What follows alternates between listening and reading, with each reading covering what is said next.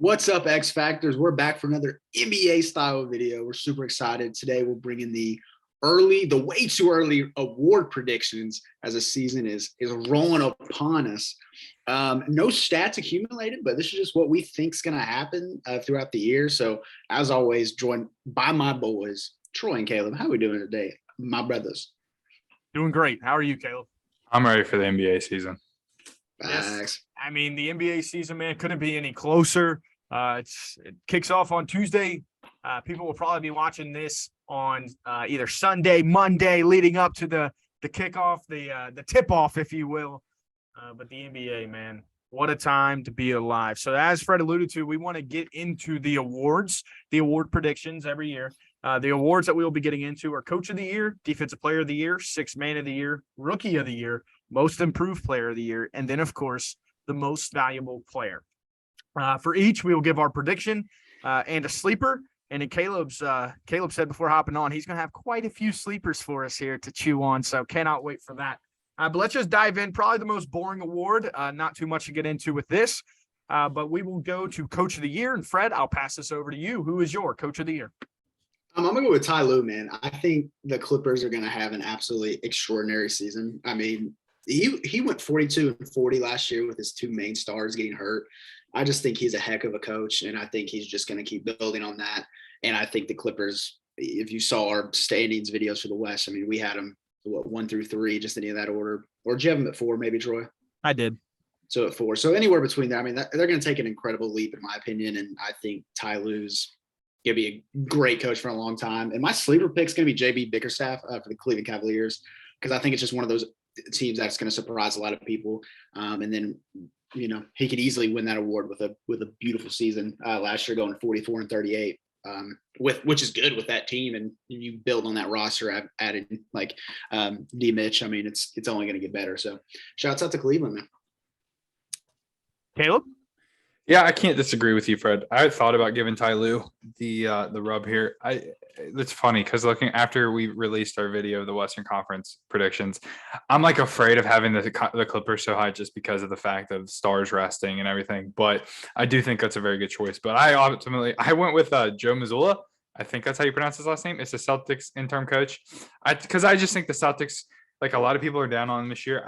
I still had them finishing fairly high, and so I think if they can still finish high with all this controversy and everything going on, if they can, rattle around and still have a very good season, I think that's a good story to be told. And I think a lot of times when it comes to this Coach of the Year, it's obviously about record, but it also comes down to like the story behind during the season and everything.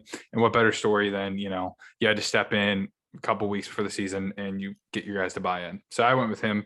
My sleeper pick was also JB Bickerstaff. I really considered giving him the rub there too. He was in consideration. Was it last year, 2 years ago, after they made their big jump? But obviously he still never got it. But I think Cleveland's going to be an exciting new young team this year, and as long as they can finish in the top 5 in the East, which I do think is a chance. I don't know if for sure or not, but I do think there's a possibility there too. So there's my 2 picks. So both with the sleeper of JB Bickerstaff with the Cleveland Cavaliers. I'm kind of looking over your guys' Eastern predictions here. Fred has them at 5. You have them at 6. So hovering right in that 5, top of the East. That would be a good spot there. My Coach of the Year is Michael Malone. He coaches for the Denver Nuggets. I have the Denver Nuggets absolutely rolling with the NBA this year. I have them finishing with the best record in basketball. And we have a video coming up with our over/under win totals. I have absolutely hammered their win prop. So I am all in on the Denver Nuggets. I'm trying to get in on that action. I'm all in on the Denver Nuggets having a really, really good year. Just winning 60 plus games. I just think that they are that good. I love their additions this offseason. And Michael Malone's one of the best coaches in basketball. Michael Porter Jr., although it is preseason, he's looked pretty solid nonetheless. And hopefully he can string together a full season of work. And my sleeper pick is Mike Brown. I told you guys how excited I was about the Sacramento Kings. And he is obviously getting another chance to be a head coach in the game of basketball. And I just love, the story. He had LeBron young. then, kind of got out of the league in terms of being a head coach, assistant coach, grinded his way back up, got blessed with the Warriors opportunity, was the lead assistant there. Now takes over a team that hasn't made the playoffs in so long. And I have them in the playoffs. So I think that's just a beautiful story, as we've already said. Some of these, they love storylines with every award. And so Mike Brown winning would be a great story. I like that. Yeah. So moving on now, the defensive player of the year, Caleb, who are you rolling? My pick ultimately was Evan Mobley. Wow. As the winner, not even sleeper. Nope. This is off camera. I was like, a lot of my actual winners would probably be a lot of people's sleepers. I just like to roll that way. I don't like to pick the obvious choice, but we talked about it when we did the Eastern Conference. I think Evan Mobley has the tools to be able to guard all 5 positions on the floor. Like, other than like Embiid and maybe Jokic, I'm fully confident, and probably Giannis just because of Giannis's strength. I'm fully confident in Evan Mobley being able to go out there and guard anyone in the league. Like, I love this man's game. I love the tools he has to be a fantastic player in this league. He's got the size. He moves really well for how big he is. Cleveland's defense is going to be really good this year with him and Jared Allen. And if Donovan Mitchell can buy in and Isaac Okoro, and I think if he's able to lead this team defensively, I don't see why he shouldn't win it. But Evan Mobley is my winner. My sleeper pick, and this is the guy I almost went with, but I figured I'd keep him as my sleeper, is Dorian Finney-Smith of the Mavs. He's another guy. He can guard multiple positions.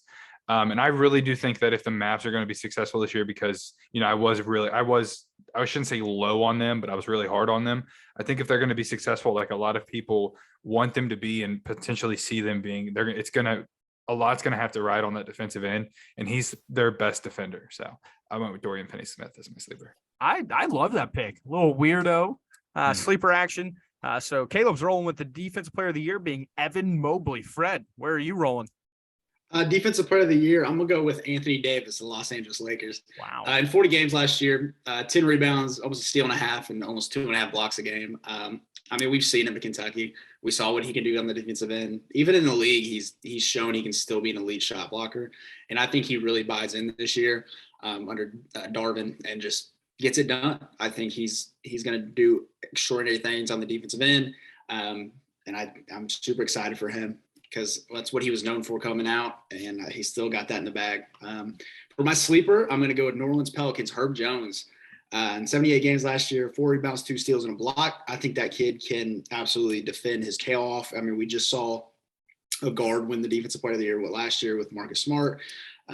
So I think that's going to become more of a thing in the league where guards are going to win more. And he's my sleeper, because if you watch him play, that man is all over the place and can do a lot of great things in the defensive end. So Herb Jones is my guy for my sleeper.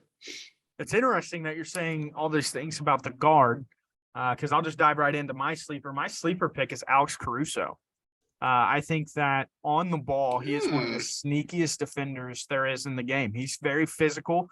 He watches a ton of film. He's very, very technically sound on the defensive side of the ball. He's pesky. He goes after steals. He goes after the tough blocks. He's a high flyer for being a guard, in terms of not scared to attack the rim on offense, not scared to put his body down there on defense. He's great at just his intangibles are just out of this world. I could talk about Alex Caruso for a long, long time. And he's not scared to stick his nose in there, dive on the loose balls. And I just think that that's kind of the way the award could be going, as we see Marcus Smart won it last year. There's been a lot of buzz about guards not getting enough respect with the award, so I could see them going there. But my actual prediction is Bam Adebayo. Big Bam.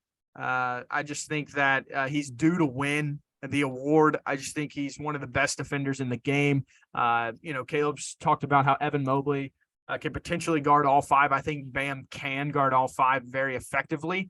Again, just a guy with the intangibles to do so. He rebounds the ball really, really well. He blocks some shots, not great at blocking shots, but he's very, very good at anticipating, sticking his nose in those lanes and really sniffing out some plays. And I just love Bam's defensive presence. I think that I saw a tweet where he was like, I'm the defensive player of the year. Like that, he thought he won it last year. So I think that it's more of an ego thing for him, just trying to get the job done. He just, as long as he can stay healthy, he misses so many Yeah. games, which ultimately hurts him. Yeah. I That's the think same with Anthony Davis too. he was, I want to say, I know Fred was your pick last year, and I want to say He me and was my you pick both. last year. I want to say me and you both agreed. I could be wrong, but Yeah, nonetheless, but he tore his UCL in his thumb and he was out for 2 yeah. months. So if he can stay healthy, yeah, absolutely. I think he should be one of the top 3 favorites. It's just a matter of, can you please stay healthy? And I don't see without a question. Yeah. So there we have it there. Caleb goes with Evan Mobley. Fred goes with Anthony Davis. And I slide with Big Bam Bam from the Miami Heat. Let's move on to 6-man of the year. This one is a lot of fun. There's a lot of weirdos you can go. There's also a few that probably are a lot more obvious than others. Fred, I have a feeling where you're going to go. I don't know if it's just my inkling or if you're going to zig on my thoughts here, but where are you going? For my outright winner, I'm gonna go Bones Highland. Wow. That's not who I thought. I think Bones Highland is gonna just take off this year, especially coming off the bench. 69 games last year, 10 points, 3 rebounds, 3 assists, 40% from the field, a good 37% from 3, and also a very efficient free throw shooter, 86%. I think the kid can fill it up. He's only gonna grow. He's still, young in the league, but I mean, he's shifty. My man's got that ball on a string and can wow some people offensively. And I think he does it this year, coming off that loaded Denver team, and he leads that bench unit. For my sleeper, I'm gonna go Sacramento Kings, Davion Mitchell. 75 games last year, 11.5 points, 4 assists, 42 from the field, 32% from 3, and 66 from free throw line. So I'd like to see those numbers go up. But I think coming off an exciting Sacramento team bench, just another guy, I think could be a leader off the pine, and he could do a lot of good things. And I think it showed it last year how good and versatile he can be. And I think he just continues to grow. So Davion Mitchell is my dark horse. Well, you know how I feel about the Kings, my boy. So I'm all in on them winning some awards. So sleeper there, Davion Mitchell, 6-man of the year, Bones Highland. So who do you think I was going to say? We'll get into it. Okay. Caleb, Okay. Who's your 6-man of the year? So I'll go with my sleeper pick first because me and Fred have the same guy, just different. I have Bones Highland as my sleeper. I don't think it's wrong to have him as your outright pick, because I definitely put some consideration into it. And then I realized this guy was coming off the bench for his team, and it's Malcolm Brogdon. He's my pick for 6-man of the year. I think he's so good. He's a facilitator. He's going to do what this team needs to help them win. And yeah, Malcolm Brogdon. I mean, he's just there's not much you can say. Nothing's flashy. Nothing stands out. He's just like the perfect guy to bring into a system who's going to buy into a role, make others better, and, potentially could win you a couple games throughout the year. But Malcolm Brogdon is my pick. He's just consistently always good. I mean, You just always hear his name. He's deceivingly so big too. Like I went to a Pacers big guard game. for sure. I went to a Pacer. Yeah, but because he's a big guard, but when you see him in person, it's like, oh my God. Like I went to a Pacers game 2 years ago, and to go to my seats, I had to walk on the court, like on the side of the court. And he was warming up. He was warming up on literally 2 feet in front of me where I was walking. And I just stopped. I was like, dude, this guy's ginormous. Like he has all the tools. He's just not flashy. He's not very quick, but it's like, dude, he's just so fundamentally sound. So. That is the guy, Fred, that I thought you would pick, and that was my 6-man of the year, Malcolm Brogdon. He's already kind of pointed out why. Him coming off the bench for the Boston Celtics, it's exactly what they needed last year in their run. Was just a true one that can facilitate for others while also be a knockdown, standstill shooter, while also not losing a step on the defensive end. He's phenomenal. My sleeper pick is Spencer Dinwiddie from the Dallas Mavericks. I just think that with him coming off the bench, I don't know for sure if he is or not, but I believe he would. And I believe that he always seems to he scores the ball well, and he's going to be on a good team, we think. So I think that those are the 2 key intangibles to be the 6-man of the year. I'm surprised nobody said Jordan Poole. That is another name. Yeah. That's a little surprising that nobody is fully convinced maybe a 6-man of the year. Maybe it's too obvious and we all wanted to kind of zig. But there's our 6-man of the year. So Caleb went with Malcolm. I went with Malcolm, and Fred went with Bones Highland. So moving on to one of my favorite awards, Rookie of the Year. Caleb, we'll slide right to you.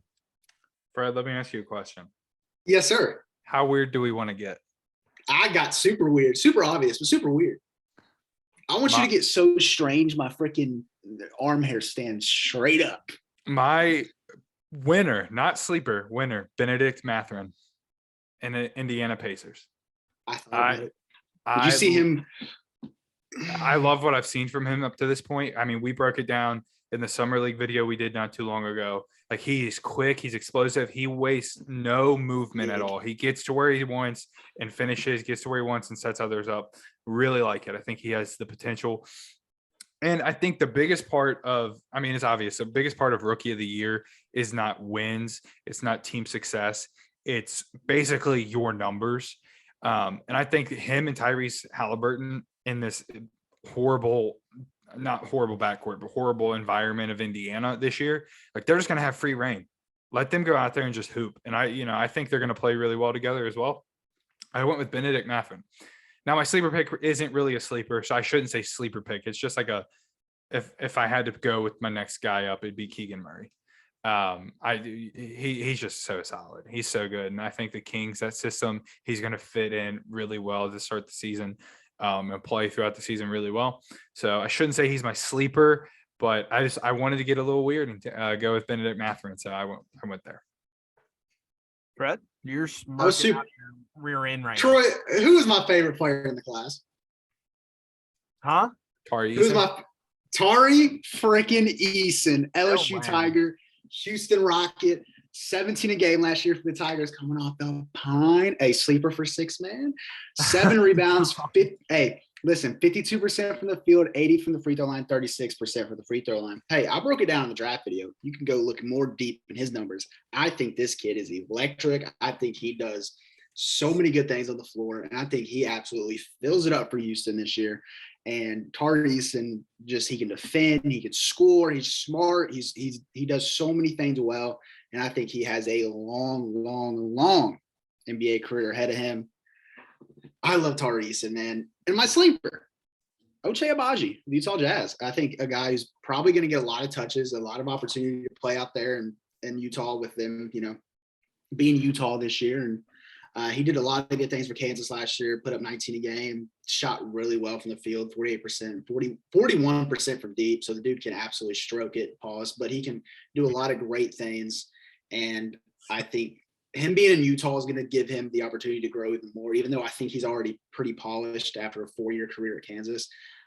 So I'd like to see him play for a winner, but I think he's going to get a lot of opportunity to shoot and score in Utah. And like Caleb alluded to, it's a numbers award. So I'm going to go with Tari Eason and my sleeper, Ochai Agbaji. Yeah, I think that with Rookie of the Year, I think I've probably been the most easy to predict when it comes to who I think is going to win, and even my sleeper. Who I think is going to win is Keegan Murray.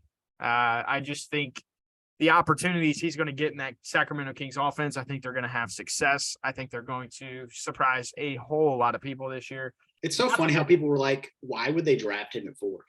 Yeah, that's something that people didn't realize just how, like, it wasn't even like he had a super, like, incredible, breathtaking year at Iowa.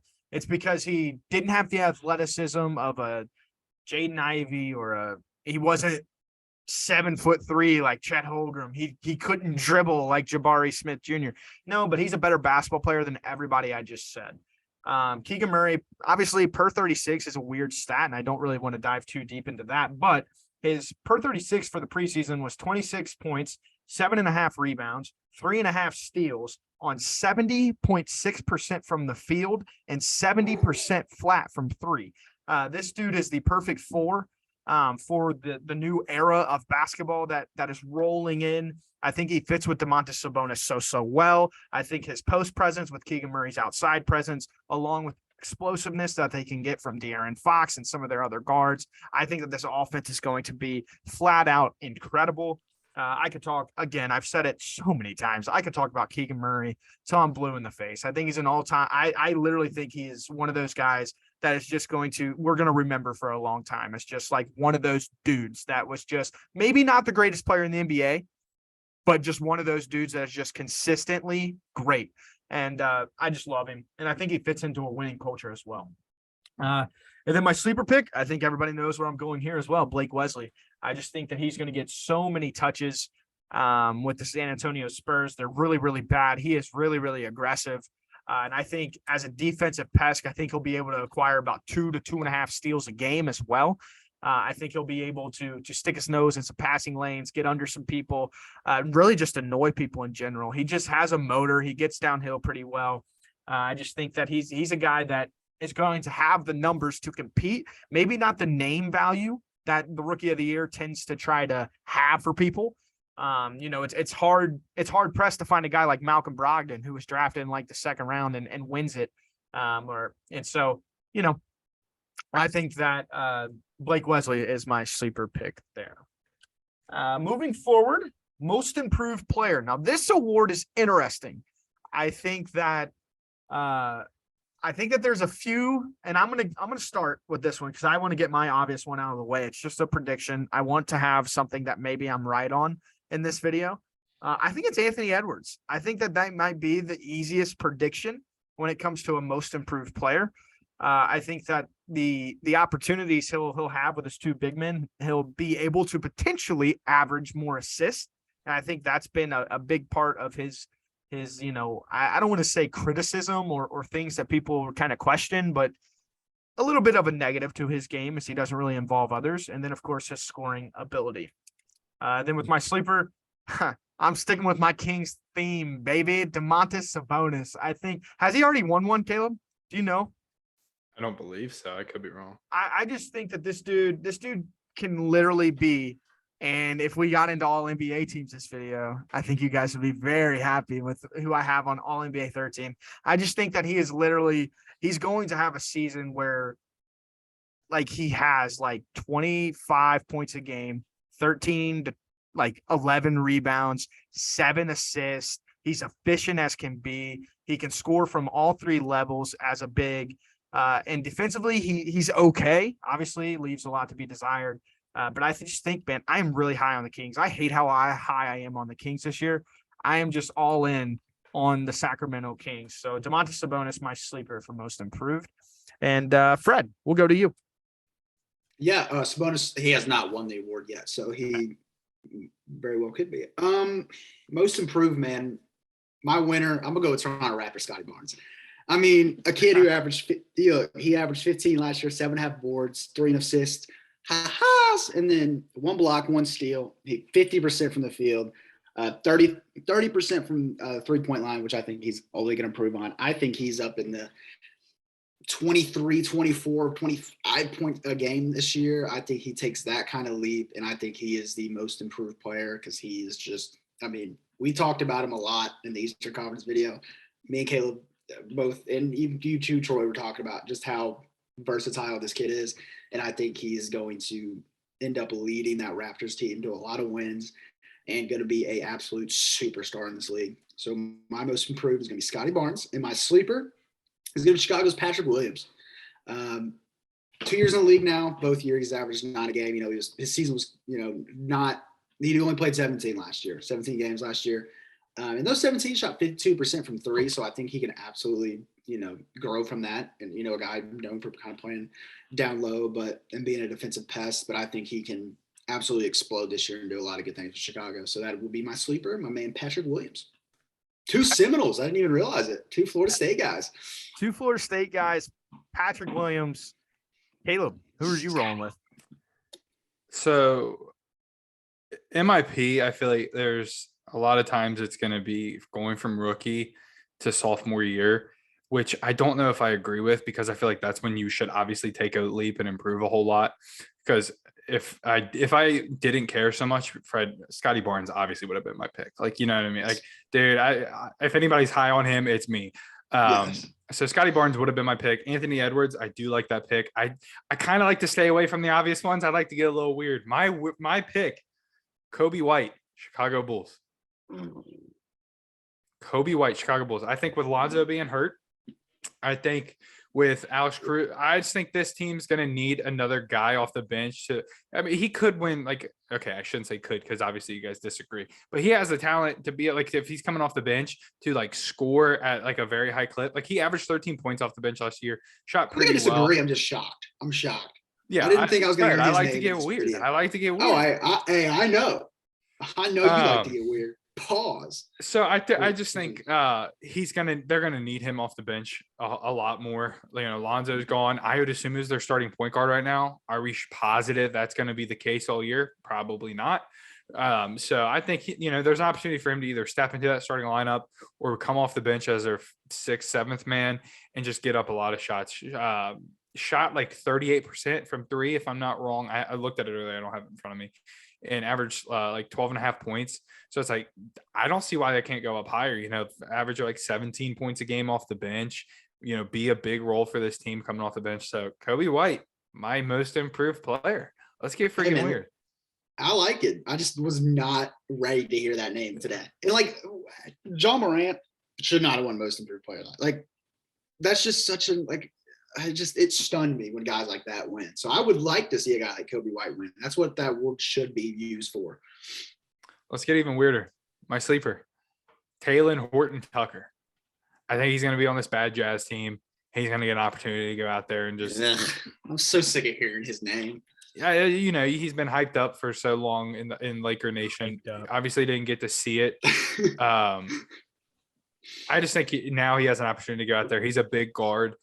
Huge wingspan. Go out there. Just nobody's going to be paying attention to you. Just go get your stats. Set up guys like Colin Sexton and Lauri Markkanen, and then be able to go get your own bucket. I think he's going to be able to put up the numbers potentially on a very, very bad Jazz team. So my 2 very weird picks there, Coby White and THT.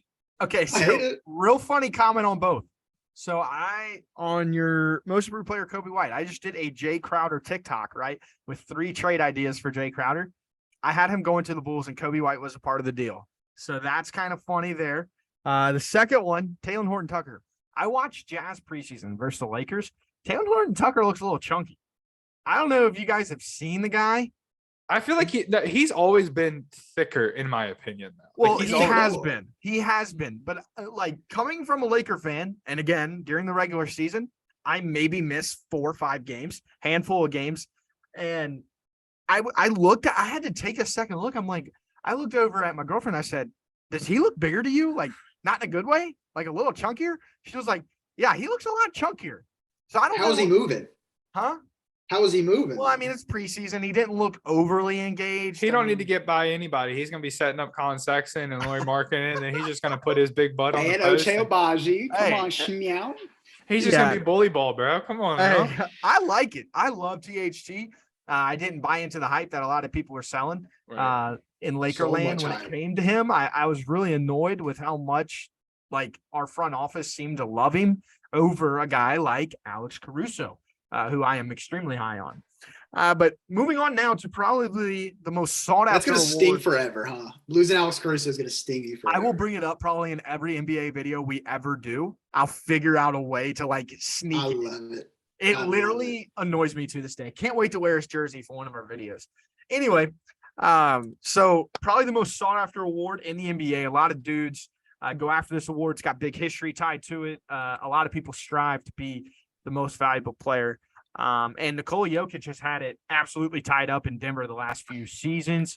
Wouldn't this be his 3rd in a row if he finds a way to win it? It would be. And maybe a little voter fatigue starting to creep into the minds of some of the voters. So, Caleb, I'm interested to see who's your MVP. It's funny you bring up Jokic. He's my sleeper pick just because I think the narrative won't be there. People hate voting for – I think the last person to get 3 in a row was Larry Bird. And so it's nobody wants to see that happen. And so I think that's a sleeper pick because, I mean, obviously Jokic is so very good. He's the best center in the league, best center around. And – he's got the skill. I think their team's going to be good enough. So I think the narrative. You know how high I am on the Nugs. I think if he hadn't won it, like say last year or 2 years ago, if he had only won 1, I think he'd be the very obvious choice here. So for that reason, I put him as my sleeper. I just feel like there's so many things that would have to fall in place for people to finally like to give it to him. So, but I went with a guy. I went with Jason Tatum. I think you look at his stats last year, he put up the good stats. You know, he is the guy in Boston. And they've got nice pieces around him as well. And I still think they just have the talent to still, even after all this controversy, after everything on this offseason, I still think they have the talent to be very good. Because as we've seen, MVP also record comes into consideration with MVP. I think the record's going to be fine. I think we'll see a jump in his numbers this year. You know, a guy like Malcolm Brogdon being able to set him up too. I like it a lot. So I'm going to go with Jason Tatum. Yeah, clearly the best player in Boston. Maybe not according to one of our friends who I'm about to pass this over to. Fred, who is your most valuable player? Joel Embiid. As high as Troy is on the Nuggets, I am just as high on the 76ers. I think Joel Embiid had an argument to win last year in 68 games, put up almost 31 a game, almost 12 rebounds, 4 assists, a block and a half from 50% from the field, even shooting 37 from deep and 81 from the line. I mean, this dude just continues to get better and better. He's so dominant. I don't think anybody in the league can check him.